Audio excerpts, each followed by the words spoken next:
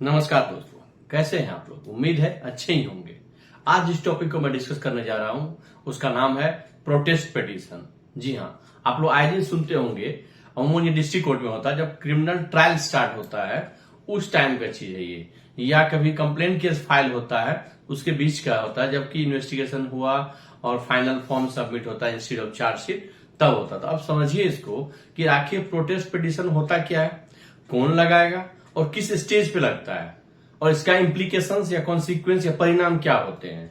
तो चलिए समझते हैं प्रोटेस्ट पिटीशन को। पहला क्वेश्चन आप लोगों का होगा कि सर ये सीआरपीसी में कहां पे मेंशन, इसका प्रोविजन कहां है। तो आंसर है भैया इसका प्रोविजन कहीं नहीं है सीआरपीसी में। ठीक है, तो प्रोटेस्ट पिटीशन जो है वो पिटीशन एक प्रैक्टिस का चीज है कि आप प्रोटेस्ट करते हैं, आप विरोध पिटीशन लगाते हैं, विरोध करते हैं। अब समझिए कि केस कैसे मूव होता है, क्रिमिनल ट्रायल या क्रिमिनल एविडेंस पे जब मैटर रहता है उस समय से जो है कैसे मूव करेगा। तो इन्फॉर्मेंट होगा या कंप्लेनेंट होगा। इन्फॉर्मेंट कौन होता है, जो इन्फॉर्मेशन देता है। कहां देगा भाई, तो पुलिस स्टेशन में। किसका, तो कॉज ऑफ एक्शन का, जो दुर्घटना घटा उसके बारे में जो इन्फॉर्मेशन देने जाएगा थाना में उसको इन्फॉर्मेंट बोलते हैं। तो ये हो गया इन्फॉर्मेंट। इन्फॉर्मेंट क्या करेगा, एफआईआर करने जाएगा। इन्फॉर्मेशन के बिहाफ पे थाना में क्या हो गया, एफआईआर। मान लीजिए थाना में गया एफआईआर करने, एफआईआर नहीं ले रहा है, तब वो क्या करेगा, तब वो कंप्लेन करेगा। कहां करेगा भाई कंप्लेन, तो सीजीएम कोर्ट में जाके, कि हम गए हुए थे थाने पे, नहीं लिया, एसपी ऑफिस गए वहां पे भी नहीं लिया, एफआईआर कर ही नहीं रहा है, हुजूर इसलिए मैं आपकी शरण में आया हूं। जो कंप्लेन पिटीशन लगाता है उसी दुर्घटना क्या को कहानी बनाते हुए जो पिटीशन ड्राफ्ट होता है, उस जो करता है केस उसको बोलते हैं कंप्लेनेंट। कंप्लेन करने वाले को कंप्लेनेंट कहते हैं।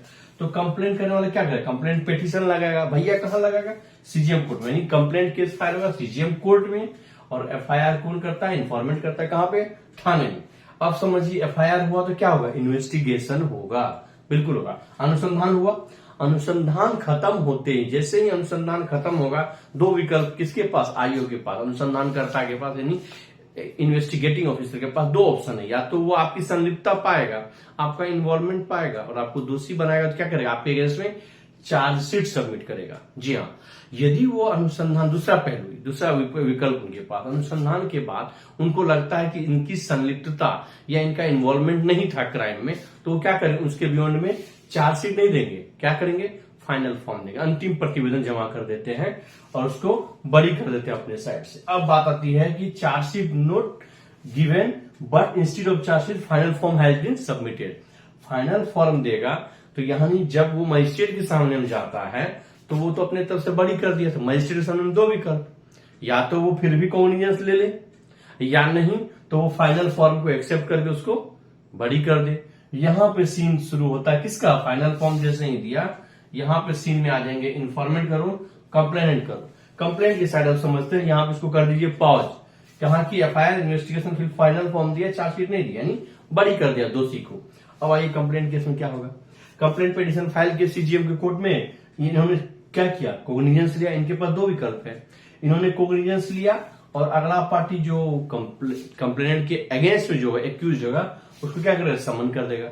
जैसे ही कॉग्निजेंस लिया इस कंप्लेंट पिटीशन को सीजीएम साहब ने, और फिर क्या किया, समन भेज दिया उसको कि भाई समन करो।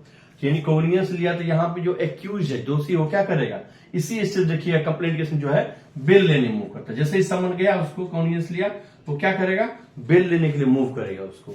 अब दूसरा विकल्प इनके पास, इन्होंने कॉग्निजेंस लिया और इन्होंने क्या बोला थाना को, पुलिस स्टेशन को, एसएचओ को, कि आप इस पे जो है एफआईआर इंस्टीट्यूट कीजिए और अनुसंधान स्टार्ट कीजिए। अब आ गया इस सीन में, एफआईआर हो गया, इन्वेस्टिगेशन, इन्वेस्टिगेशन यहां पे भी, इन्वेस्टिगेशन यहां पे भी। एक विकल्प बताया, दूसरा विकल्प ये था।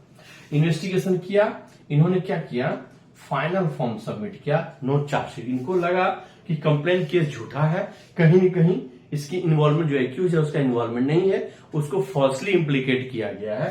तो इन्होंने क्या किया, एफआईआर का केस हो गया, यहां पे फाइनल फॉर्म दिया, चार्जशीट नहीं। जैसे ही फाइनल फॉर्म दिया उसका विरोध होगा। विरोध कौन करेगा, यही दोनों करेगा, इन्फॉर्मेंट या कंप्लेंट, कि हम विरोध करते हैं कि आईओ जो है कहीं न कहीं या तो अनुसंधान अच्छे से नहीं किया या तो आईओ बिक गया। यही बोलते हैं कि आईओ जो है, जो आदमी एक्यूज पर्सन था वो प्रभावशाली था, दबंग था, क्रिमिनल माइंड के था, पॉलिटिकल अप्रोच था, एक्सेट्रा, कुछ भी जो भी आप लगाते हैं उससे नेक्सस करके इन्होंने क्या किया, फाइनल फॉर्म दिया और इन्वेस्टिगेशन गलत तरीके से किया।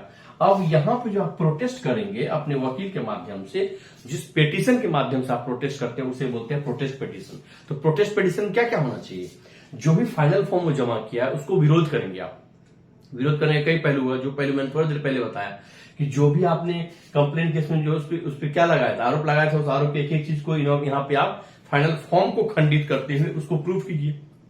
या एफआईआर किए थे तो अनुसंधान गलत हुआ तो कहां कहां गलत हुआ, सारा बात को लिखिए कि सीडीआर को कहीं कहीं बाईपास किया गया, या होटल में रुका हुआ था, होटल का जो रजिस्टर है, विजिटर रजिस्टर, उसको नहीं एंट्री किया गया। सब केसेस होते हैं कई सारे। मान लीजिए कि 376 रेप का हुआ था गर्लफ्रेंड बॉयफ्रेंड के बीच, वो on the pretext of marriage जो है वो केस की थी 376 का, तो होटल में स्टे किए थे। वो जो भी एफआईआर में लिखा था उस सिचुएशन के आधार पे, और यदि मान लीजिए मर्डर होता है और सामने वाला बंदा बोलता है कि हम तो लोकेशन पे थे ही नहीं, तो उस स्थिति में क्या करें? सीडीआर लोकेशन होगा। इस चीज से को बाईपास करें, सारी पहलुओं को, जिन जिन पहलुओं को बाईपास किया गया उन सारे पहलुओं को रखिए और पिटीशन पॉइंट वाइज कीजिए। प्रोटेस्ट पिटीशन जितना अच्छा होगा उतना ही इजीली कॉग्निजेंस लेने का यह चांस बढ़ जाता है। अब आया प्रोटेस्ट पिटीशन फाइल किए मजिस्ट्रेट साहब के पास, या जज जो मजिस्ट्रेट हैं, या सीजीएम हो, एसडीजीएम हो, या जो भी हो, उनके पास दो विकल्प है। या तो वो क्या करेंगे, इसको रिजेक्ट करेंगे, इसको रिजेक्ट किया यानी इसको स्वीकार लिया उन्होंने, फाइनल फॉर्म को ही मान लिया फाइनल, और आपका जो प्रोटेस्ट पिटीशन था उनको लगा कि ये प्रभावशाली नहीं है, इन्होंने आपको इसको रिजेक्ट कर दिया। दूसरा विकल्प, इनको लगा नहीं भाई कहीं न कहीं इन्होंने नेग्लिजेंस दिखाया है, यहाँ पे इन्वेस्टिगेशन गलत किया है जिस भी कारण से हो, और इन्होंने क्या किया, एक्सेप्ट किया इसको और कॉग्निजेंस लिया। कॉग्निजेंस जैसे यहाँ का सीन आ जाएगा ना, कॉग्निजेंस लिया और अगला पार्टी को समन कर देगा। जैसे ही कॉग्निजेंस होगा, समन लिया के लिए नोटिस जाएगा, आपको पता चल जाता है एक्यूज की तरफ से मैं बोल रहा हूं, तो क्या करेंगे, बिल मूव करेंगे। तो यही है प्रोटेस्ट पिटीशन। कहां पे लगता है ये आपको दोनों केस में, या कंप्लेंट केस है तो कहां पे होगा, एफआईआर किए हैं इन्फॉर्मेंट के साइड से तो कैसे होगा, ये सारा हमने आपको बताया। यदि आप लोगों को कहीं पे भी कंफ्यूजन है तो वीडियो को पॉज कीजिए और इसको समझिए अच्छे से, और स्टेज को समझिए। आप समझिएगा तभी इन लोगों के खेल को समझिएगा, खेल को समझिएगा तो आप भी अच्छा खिलाड़ी बन पाइएगा, और आप पैरेलली उसको मात देंगे प्रोटेस्ट पिटीशन से। यदि आप लोगों को मेरा वीडियो अच्छा लगा हो कि कृपया करके इसे आम जनता तक जरूर फैलाएं, और अवेयरनेस का हिस्सा उन्हें भी बनाए, उन्हें भी समझाएं। ये हम सबों की जिम्मेदारी है कि हमारा सोसाइटी अवेयर हो, और लीगल अवेयरनेस जो है आज की प्रासंगिकता है, काफी ज्यादा जरूरत है। यदि आप लोगों को मेरा वीडियो अच्छा लगा हो तो कृपया करके लाइक करें, सब्सक्राइब करें और औरों के साथ जरूर शेयर करें। जय हिंद।